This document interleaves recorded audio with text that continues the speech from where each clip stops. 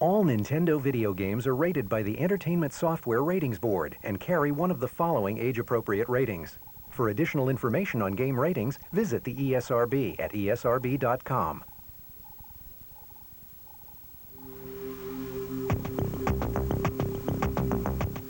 Want some great entertainment this holiday? Head on down to Toys R Us. While you're there, you can check out the great new games coming from Nintendo.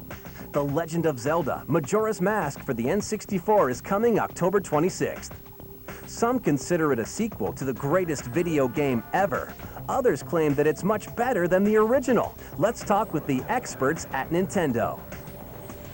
Well, being a sequel to the best video game of all time wouldn't be a bad thing within itself. But at the same time, The Legend of Zelda, Majora's Mask is much more than a sequel. In fact, you could label it as a sequel, but then you have to take everything you know about sequels and throw it out the window. When you first start the game, you're riding through the forest on horseback, and then you come across a skull kid. Your horse rears up, and you fall off. And when you're knocked out, the kid actually comes up and takes your ocarina, and he also steals your horse, and that's kind of what starts it off. You got 72 hours to save the Earth. Link has to unravel the mystery of Majora's Mask within 72 hours, or else the moon will crash into the Earth. And if you can't solve the mystery within 72 hours, game over. There's 24 different masks in this game. If you take the Goron mask and you put it on, then you have the ability to turn into a Goron. You actually see him go through a transformation, and then he's a Goron, and you're able to do things you weren't normally able to do. You turn into a rolling Goron, and that's the only way to cross some parts of the game. If you get a Zora mask, instead of just kind of swimming on top of the water, you can actually put the Zora mask on and you have the ability to walk underwater.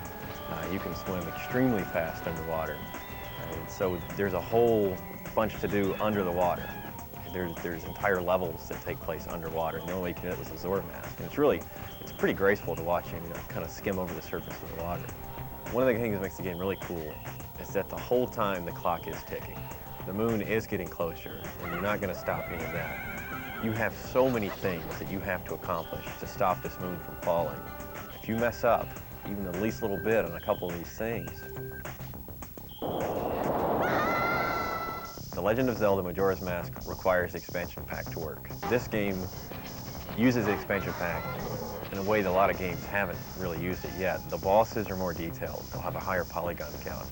One boss in particular, the jungle boss, one of the first bosses you fight, if you start beating him, then he calls 6 bugs to his rescue, and so you have that many more things on the screen.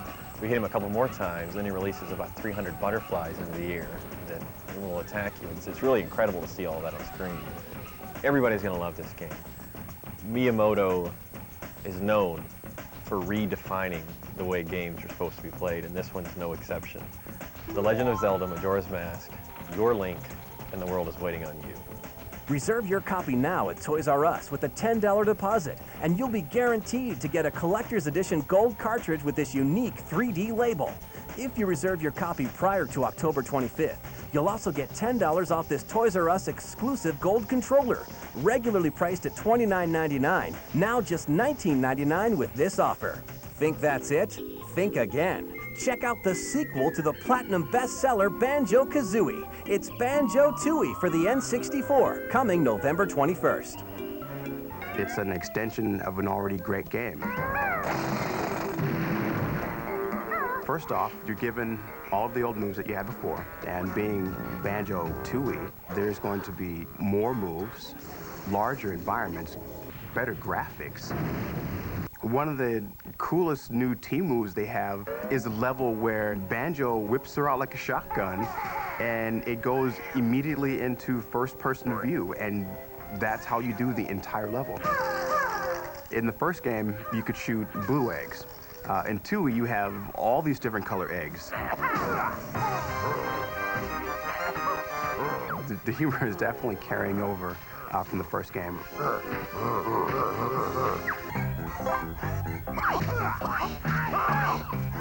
Banjo-Tooie has definitely given me everything that I've ever expected.